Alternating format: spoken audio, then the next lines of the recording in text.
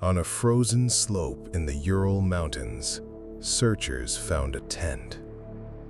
It was half buried in snow and it was still standing. Inside it was everything 9 people needed to survive. Their boots, their coats, their food laid out as if a meal was about to be eaten. And the tent had been cut open, not from the outside, from the inside. Somebody had taken a knife to the canvas wall and opened it from within. Leading away from that tear, down the slope into the dark, were footprints, 8 or 9 sets of them, and every one of them had been made by someone in socks or a single shoe or bare feet. It was 30 degrees below zero. 9 experienced hikers cut their way out of their own shelter in the middle of a Siberian winter night, left their boots behind, and walked barefoot into the dark. Every single one of them died. That was 1959, and 67 years later, people are still arguing about what came through that canvas wall, or what they thought had. The Soviet investigation closed the case with a phrase that has never been improved on. They wrote that the hikers died from a compelling natural force they were unable to overcome. And then they classified the file. This is Dyatlov Pass. Let me tell you who they were, because 9 hikers makes them sound like extras. They were students and graduates of the Ural Polytechnic Institute in Sverdlovsk. Young, fit, and genuinely skilled. This was not a group of tourists who wandered into the mountains. They were certified for difficult routes, and this expedition was meant to earn them the highest grade of hiking certification the Soviet system offered. They had done long winter treks before. They knew what cold does to a body. Their leader was Igor Dyatlov, 23. Serious, technical, respected. The kind of person other people follow into a wilderness. With him were Zina Kolmogorova, 22, Luda Dubinina, 20, Rustem Slobodin, 23, Yuri Krivonishenko, 23, Yuri Doroshenko, 21, Alexander Kolevatov, 24, and Nikolai Thibault Brignol, 23. And then there was the 9th, who did not quite fit. Semyon Zolotaryov was 38, older than the rest by more than a decade, a veteran of the war, and he joined the group late. Almost nobody in that party had known him long. His presence has fed 60 years of speculation, and we'll come back to him. They set out in January of 1959 into the northern Urals in the deepest part of a Soviet winter. But there were 10 of them when they started. The 10th was a young man named Yuri Yudin. A few days into the trek, Yudin's health gave out. He had chronic pain, and the cold and the load made it worse to the point where he could not continue. So on the 28th of January, he made the hardest ordinary decision of his life. He said goodbye to his friends and turned back. There is a photograph of that moment. Yudin embracing Lyuda Dubinina before he leaves. Everyone smiling. It is an entirely unremarkable picture of young people saying "see you soon." He was the only one who lived. Yuri Yudin spent the rest of his life as the man who got off the train. He was involved in identifying his friends' belongings. He spent decades pushing for answers, and he never got them. He died in 2013, still not knowing, and he asked to be buried near them. Imagine carrying that for 54 years. 9 people you loved walked on without you because your back hurt. The remaining 9 continued north toward a peak the local Mansi people call Holat Syakhl. In the Mansi language, that name translates more or less to Dead Mountain. On the 1st of February, the group made a decision that has been argued over ever since. Instead of camping down in the shelter of the forest where there was wood and cover, they pitched their tent partway up an open, exposed slope of Kholat Syakhl. There is a reasonable explanation. They had lost some ground that day, and camping high meant not losing altitude they would have to climb again. Experienced groups do this. It is a normal, professional choice. We know roughly what happened next only because of their cameras and their diaries, which were recovered later. The last photographs show them digging the tent into the snow on that slope in fading light. They look tired and ordinary. Someone is clowning for the camera. Then the record stops. They were expected to reach the settlement of Vijay and send a telegram around the 12th of February. When nothing came, nobody panicked immediately. Delays happen on winter routes. But by the 20th, families were demanding action and a search was launched. Students, teachers, then the military, then aircraft. On the 26th of February, searchers reached the slope of Kholat Syakhl, and they found the tent standing in the snow with a hole cut in its side from within. Let me lay out exactly what that tent showed, because everything that follows depends on it. The tent was intact enough to be recognizable, partly collapsed under snow and still anchored. Inside were nearly all of the group's possessions: boots, warm outer clothing, a stove, cameras, diaries, food, including bread and sliced meat, set out as if the evening meal had just been prepared. Nobody had packed. Nobody had dressed. There was no sign of a struggle inside. No blood, no wrecked equipment, nothing overturned in a fight. And there was that cut. Investigators established that the fabric had been slashed outward from the inside. Later analysis attributed those cuts to the hikers themselves. Somebody in that tent decided the fastest way out was through the wall rather than the entrance. Think about what that means practically. You do not cut your own shelter open in a blizzard because you are curious.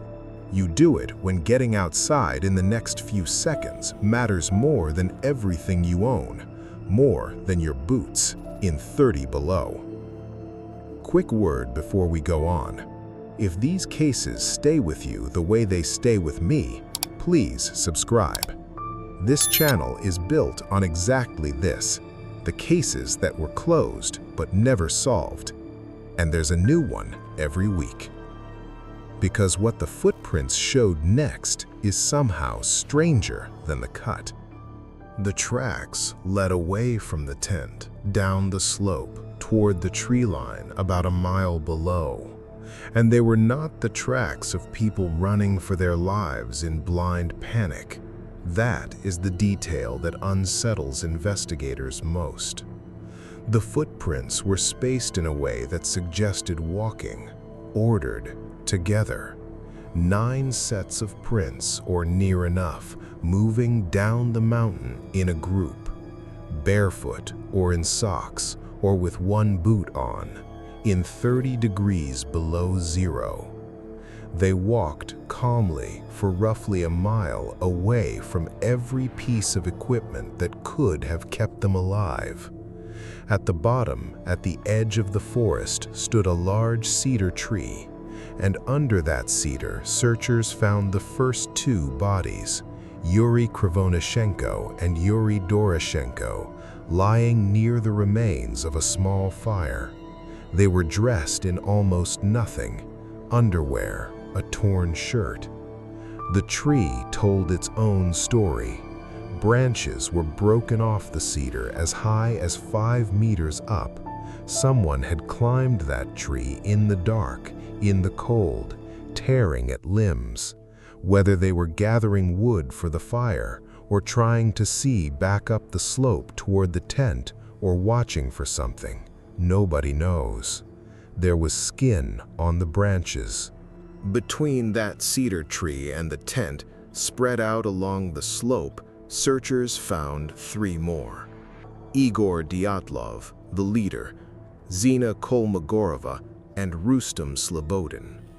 Their positions told a clear story, and it is the most human part of this entire case. All 3 were found facing uphill. They had turned around. After whatever happened at the tree line, these 3 had started climbing back toward the tent, toward the boots and the coats and the stove, and they died on the way, one after another at different distances up the slope. Slobodin had a small fracture to his skull. It was not judged severe enough on its own to have killed him. All 3 were determined to have died of hypothermia. That is what freezing to death looks like as a rescue attempt. 3 people already dying, walking back up a mountain into the wind to try and get equipment for the others. So by the end of February, 5 of the 9 had been found, 2 at the fire, 3 on the slope. The remaining 4 were not found for another 2 months. They were under 4 meters of snow in a ravine in the forest about 75 meters from the cedar. And when the snow melted in May and searchers finally reached them, the case changed from a tragedy into a mystery it has been ever since. The last 4 were Lyuda Dubanina, Semyon Zolotaryov, Nikolai Thibault-Brignol, and Alexander Kolevatov. 2 things about them are genuinely hard to explain. The first is their injuries. Thibault-Brignol had major skull damage.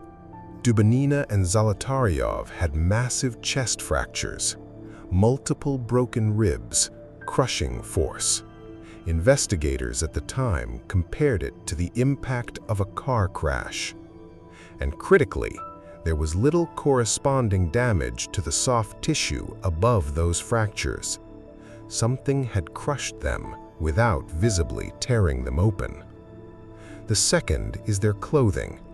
Several of them were wearing items that had belonged to Krivonishenko and Doroshenko, the 2 found at the cedar. Some of it had been cut off with a knife. Read that plainly, and it tells you a sequence. The 2 at the tree died first. The others found them, took what clothing they could to survive, and moved on into the ravine, where the snow eventually came down on top of them. There is one more detail I'll mention once and carefully. Some of these 4 had missing soft tissue, Dubanina's tongue and some eyes. It has been used for decades to suggest something monstrous. The prosaic explanation, and the one most examiners accept, is that these bodies lay in and beside a stream under snow for 3 months, and that water and natural processes account for it. I'm not going to dwell on it because it is the least mysterious part of this case and the most exploited. And there was one more anomaly: traces of radiation on some clothing.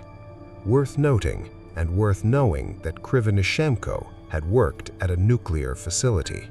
So what did the Soviet investigation decide? In May of 1959, after examining all 9, the case was closed. The official cause was written in language that has haunted this story ever since.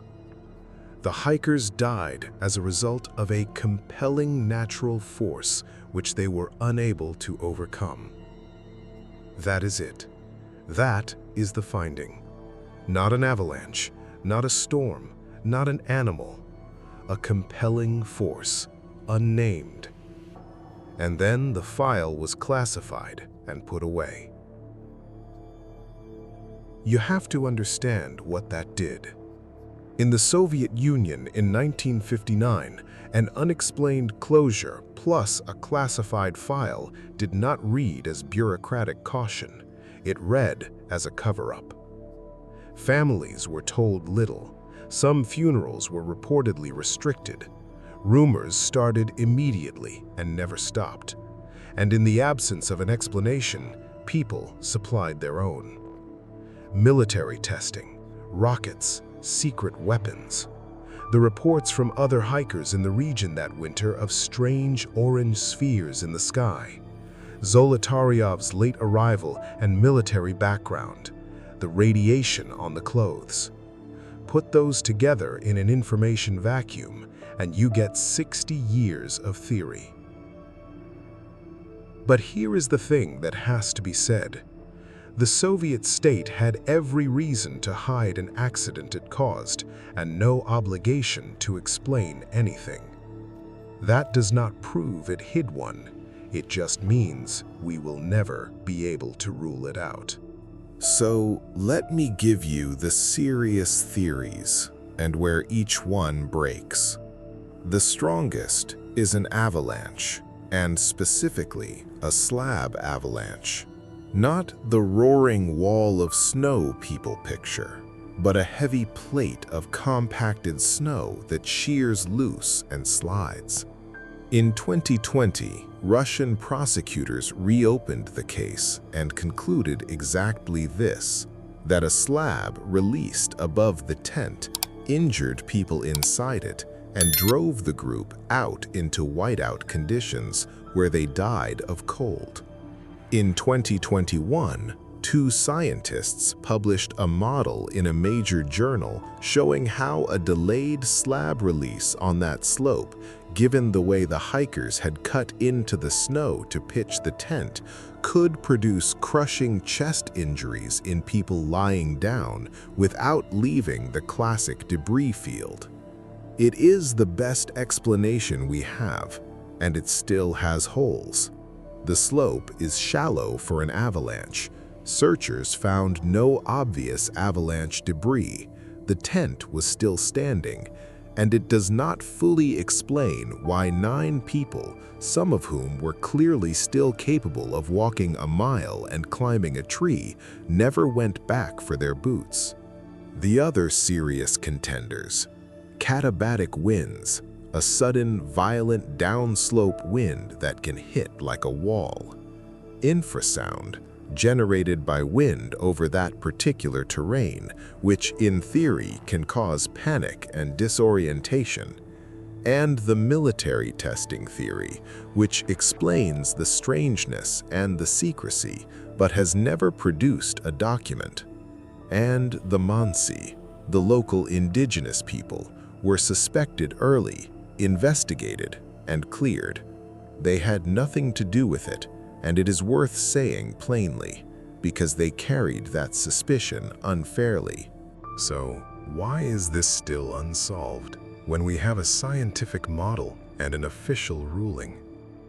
Because the models explain the mountain, and they do not fully explain the people. Something happened inside that tent that made 9 trained, rational adults decide that cutting through the wall and walking into 30 below without boots was the correct decision. Every theory has to bridge that gap, and every one of them stretches to do it. And because the case is 67 years old, the file was classified for decades, the original investigation was of its era, and the only people who could tell us are all dead. Before I go, their names, because the Dyatlov group is a phrase that has slowly eaten 9 human beings.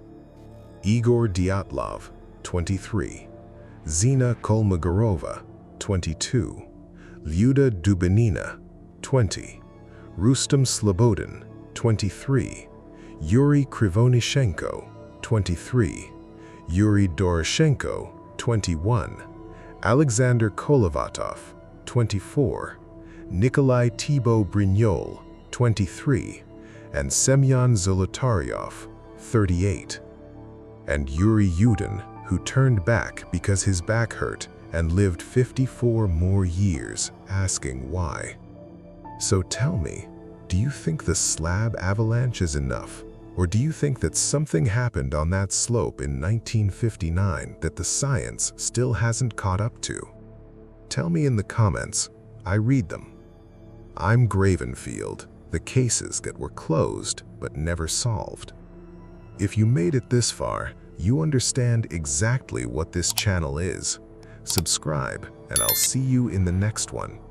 Take care of yourselves out there. And whatever came through that canvas, they were sure enough about it to leave their boots behind.